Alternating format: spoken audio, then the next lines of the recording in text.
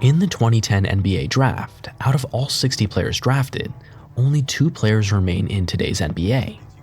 In the 2009 draft, there are over 10 players that remain active, and the 2008 class have even more. So what happened to the 2010 NBA draft class? Was it just an overall draft that lacked talent? Was it the effect of unfortunate injuries? Or was it a combination of these reasons and more? Regardless, in the years following the 2010 NBA draft up until this point, a shadow of unfavorable circumstances has been casted over the potential greatness of many of its prospects, where only Paul George and Gordon Hayward remain as active players. But what actually happened to the other players? Welcome to Sportsphere. Let's get into it.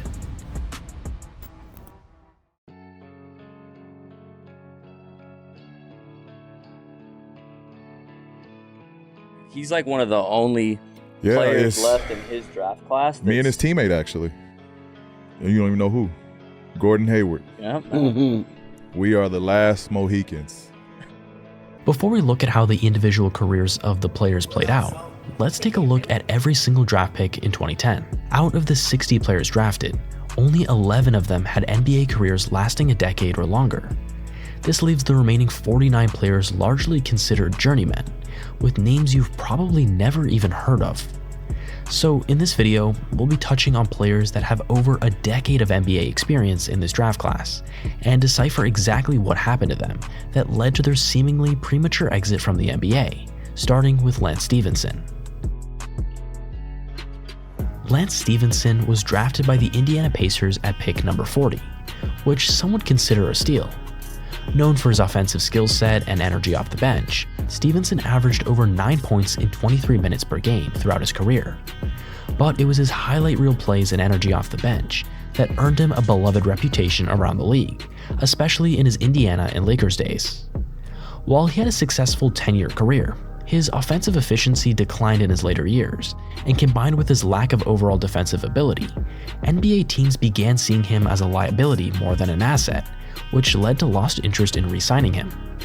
Regardless, Stephenson was a very likable player, with a deep bag that was a pleasure to watch.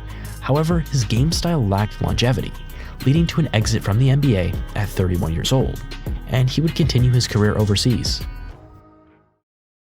Hassan Whiteside was also a notable name drafted in the second round of this draft class, selected as the number 33 pick.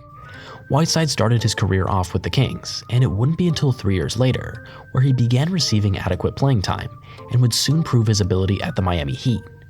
His peak in his career saw him average 17 points, 14 rebounds, and 2 blocks in the 2016-17 season with Miami. However, despite his success with the Heat, he would later be traded to the Portland Trail Blazers, which Whiteside was rather unhappy with.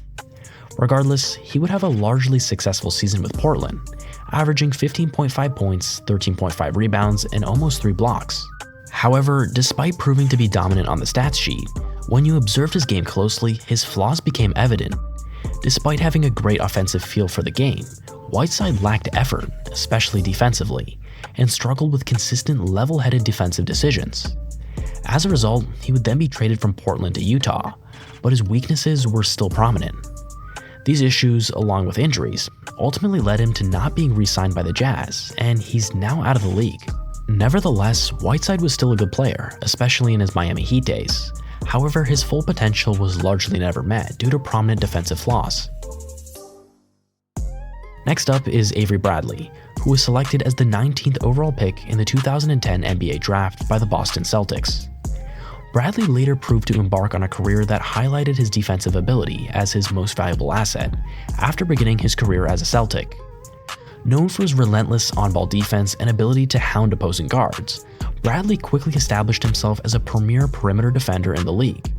Throughout his career, he consistently caught opponents off guard with quick hands, and during his 7 seasons with the Celtics, Bradley also improved on offense and emerged as a reliable scorer and three-point threat, showing valuable contributions on both ends. Following his time in Boston, Bradley had stints with multiple teams, including the Detroit Pistons, Los Angeles Clippers, Miami Heat, and LA Lakers. And while his offensive contribution was quite average, it was his defensive prowess that kept him in the league. That being said, injuries played a significant role in Bradley's downfall. Throughout his career, he would face long stints of recovering from lingering issues, including multiple shoulder and groin injuries, especially in his later years. These setbacks would prove to limit his playing time, and saw him waived after his 2021-22 season with the LA Lakers. Regardless, Bradley still had quite a successful 12-year career, with career averages of 11 points, 2.8 rebounds, 1 steal, 1.7 assists, and shooting almost 37% from 3. The following notable selection from the 2010 NBA draft class was the 18th pick, Eric Bledsoe. Drafted by the Clippers, Bledsoe proved to have minimal impact in his early days, and would prompt him to be soon traded to the Phoenix Suns. And at Phoenix was where he began to prove his worth on both ends of the floor, where he would have his best offensive seasons that later earned him a contract extension. His statistics would peak in the 2016-17 season, with averages of over 21 points, 6.3 assists, 4.8 rebounds, and 1.3 steals, solidifying himself as a rising two-way star in the league. He would continue showcasing his athleticism and defensive ability. However, injuries and inconsistent offensive performances would limit his progress. After being traded to the Milwaukee Bucks, he initially found some success, but soon proved to struggle in the playoffs, particularly with poor offensive outings. Soon, Bledsoe's limitations as a reliable shooter, coupled with his mediocre playmaking abilities, led to a reduced role on the contending Bucks roster. As a result, he was soon traded to the New Orleans Pelicans, but his struggles continued and they didn't stop. After soon being traded again to the Portland Trail Blazers, he would be waived not long after, and that would be the last of his NBA career.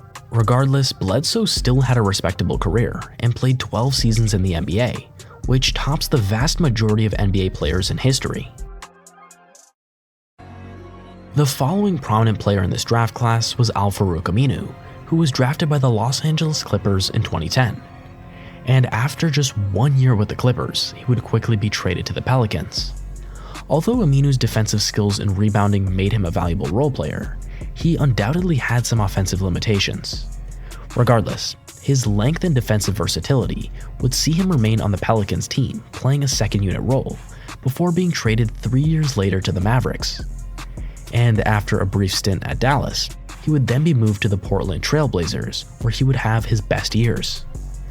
During his time at Portland, his stats would peak in the 2015-16 season, averaging over 10 points, 6 rebounds, almost 2 assists and 1 steal, as well as shooting 36% from 3.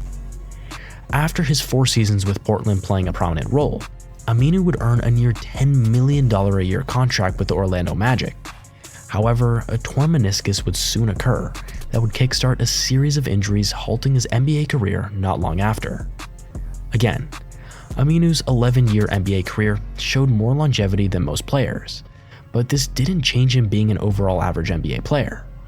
And for an 8th overall pick, some would even consider Aminu a draft bust. As for the 5th pick of the 2010 draft, Demarcus Cousins, it would be a completely different story. Matter of fact, Boogie probably has one of the highest peaks as an NBA star out of anyone in this draft class. After being drafted by the Sacramento Kings in 2010, it didn't take long for him to become one of the league's premier offensive centers. Boogie showed Shaq-like dominance as early as his first season, with monster scoring and rebounding numbers every single night. Also having a significant defensive impact, he would soon earn multiple All-Star selections, solidifying his status as one of the most talented big men in the NBA.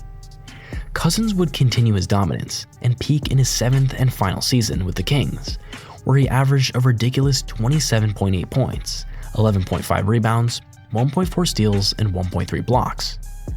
These years with Sacramento later proved to be Cousins' most productive years, and although he found regular season success with Sacramento, going deep in the playoffs proved to be a challenge that was too difficult. As a result of lack of playoff success, among other reasons, a change of scenery seemed imminent, and as a result, Boogie would be traded to the New Orleans Pelicans. After moving to the Pelicans, Cousins would continue to produce big numbers. However, unforeseen injuries, including a torn Achilles tendon, as well as off-court issues, would slowly impact Cousins' career trajectory. After 2 seasons with the Pelicans, he would later appear on the Warriors, Rockets, Clippers, Bucks, then Nuggets. And despite flashes of his former dominance in subsequent stints, injuries and injury concerns limited his time on the basketball court. These challenges, along with some behavioral concerns over the years, led to a decline in his impact. And despite still attempting to earn an NBA contract today, it's clear he's no longer the player he once was.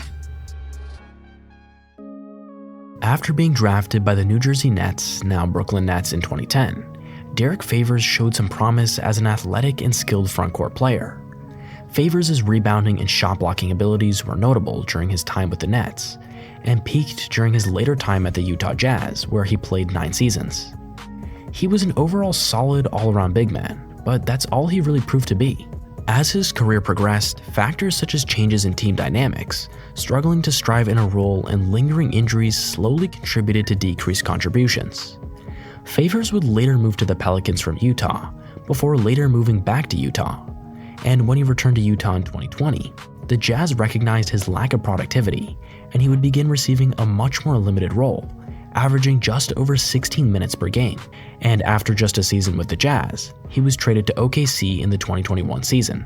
And after another season of limited impact, Favours would soon see himself out of the NBA for good.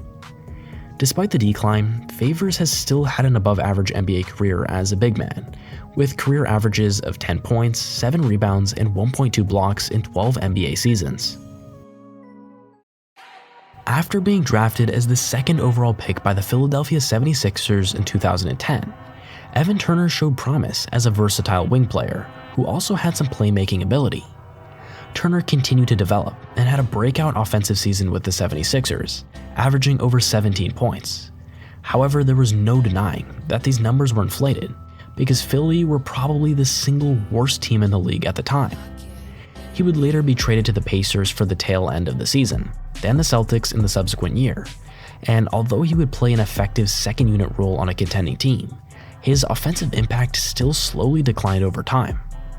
Regardless, Turner would still be signed by the Portland Trail Blazers in 2016 to a $70 million contract over 4 years. And even though this contract received some criticism, Turner's well-varied experience and versatile skill set was something the Blazers valued. However, his time at Portland indeed proved to be quite underwhelming, especially with his poor display of shooting. His final season with Portland saw him shoot just over 22% from 3, which was no wonder his hooping duties proved to be in low demand after that season. Despite the fall from his earlier successes, Turner was still an effective player and good leader. However, his career proved to be a very average one overall, with averages of just under 10 points, 4.6 rebounds, and 3.5 assists in his 10 NBA seasons. Finally, picked up at number 1 in the 2010 draft, John Wall's NBA career has experienced both a remarkable rise that came quickly crashing down. After being drafted by the Wizards in 2010, he quickly established himself as an electrifying point guard, known for his speed and playmaking ability in his rookie season, averaging over 16 points and 8 assists a game. His game would continue to improve over the years, seeing him earn multiple All-Star selections, and he soon became the face of the franchise. He even led the Wizards to multiple Eastern semifinal playoff appearances, despite falling slightly short of the conference finals on multiple occasions. Regardless, he continued to be a top point guard in the league, and his output would peak in the 2016-17 season, where he averaged 23 points and 10.7 assists. However, near the midpoint of the 2017-18 season, an injury to his left heel would change the entire trajectory of his NBA career for the worst. This injury required major surgery. However, things would go from bad to worse, as an infection would occur as a result of the injury, resulting in the recovery length to be increased further. This proved to be the career-defining moment and was the primary event that halted his long career. As a result of the injury, Wall would miss half the 2017-18 season, and after returning in the subsequent season, Wall would suffer a ruptured Achilles in the later stages of the 2018-19 season. And considering the length of the recovery being so long, the Wizards were basically forced to later trade him out of Washington, where he would later appear in a Houston Rockets uniform. And it wouldn't be until the 2020-21 season when he would return. And although at Houston he would show some signs of his previous ability prior to the major injuries, it was clear he was no longer the same player he once was. Injuries continued to play a factor in Wall's time at the Rockets, where he missed out on the entire 2021-22 season due to more knee and Achilles injuries, and this soon prompted another trade. The following season in 2022-2023 saw him be traded to the Clippers. However, due to more lingering issues, the Clippers would waive him to create cap space and accommodate a trade, and he hasn't been picked up by any other NBA team ever since. Although we hope John Wall makes a miraculous comeback, this may be an unlikely scenario, because he's simply been unable to have consistent good health for the past 6 seasons, where he's played less than half the available games every season. Regardless, John Wall's 9 seasons with the Wizards made an imprint on that organization, unmatched by any other player in Wizards history. However, unfortunate circumstances would come up and alter things for the worst.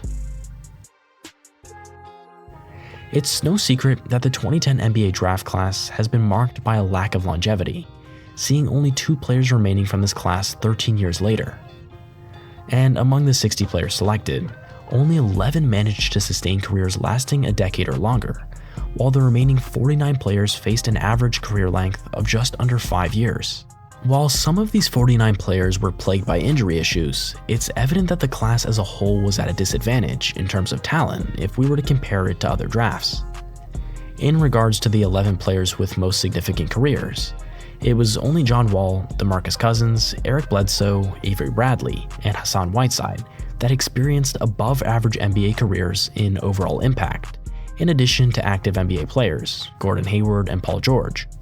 And although we hope subsequent draft classes won't end up with such a lack of longevity, it can't be promised, because every so often, some draft classes just don't have the combinations of talent and fortunate health to guarantee this.